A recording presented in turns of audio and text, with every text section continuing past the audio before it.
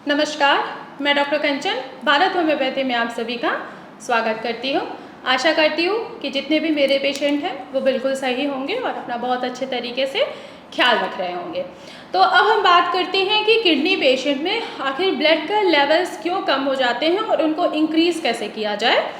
तो आप सभी को पता है कि किडनी का काम क्या है, ब्लड को प्यूरिफाई कर देना, यानी कि बॉडी में जितनी भी वेस्ट मटेरियल हैं, क्रेटिनिन, यूरिया, वेस्ट प्रोडक्ट हो गया, मिनरल्स हो गए, वो सारा किडनी का काम होता है यूरिन के थ्रू बाहर कर देना।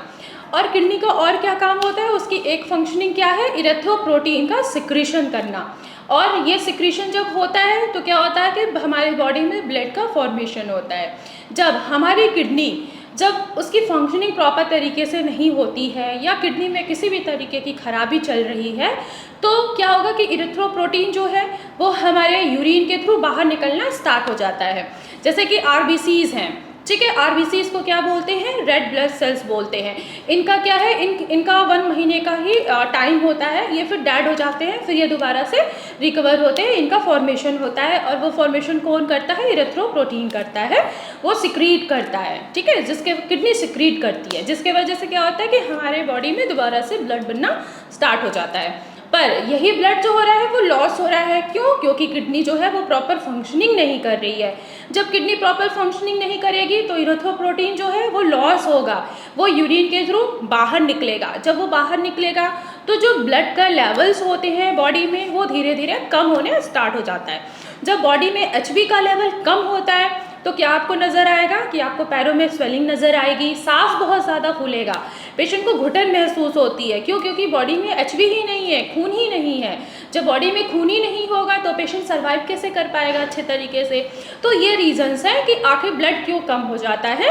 अब ब्लड को कैसे इंक्रीज़ किया जाता है, तो ब्लड को इंक्रीज़ जो है वो आप नेचुरल तरीके से भी कर सकते हो और आर्टिफिशियल तरीके से भी जो होता है वो करना होता है। अब आर्टिफिशियल क्या हो सकता है कि आपको इरिथ्रोप्रोटीन का एक इंजेक्शन्स आते हैं, वो आपको लगवाना होता है, हफ्ते में 1 लगवानी होती है।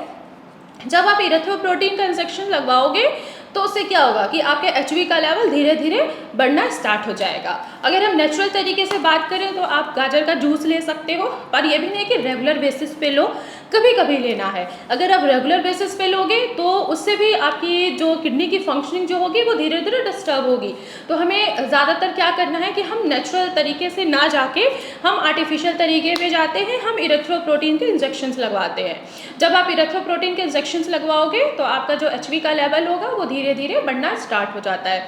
तो अब पता लगा कि आखिर जब जो भी किडनी पेशेंट हैं उनका खून का लेवल क्यों कम हो जाता है और उनको कैसे बढ़ा सकते हैं।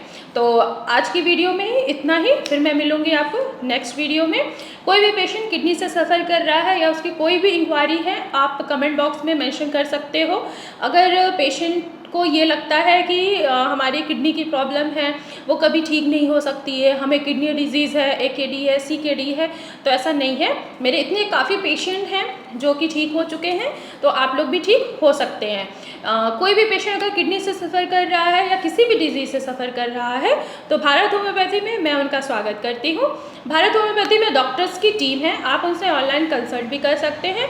अगर आपको ओपीडी में मुझसे मिलना है तो आप फर्स्ट ऑफ ऑल आपको अपनी अपॉइंटमेंट फिक्स करानी होगी, देन आप मुझसे ओपीडी में भी मिल सकते हैं। तब तक के लिए धन्यवाद।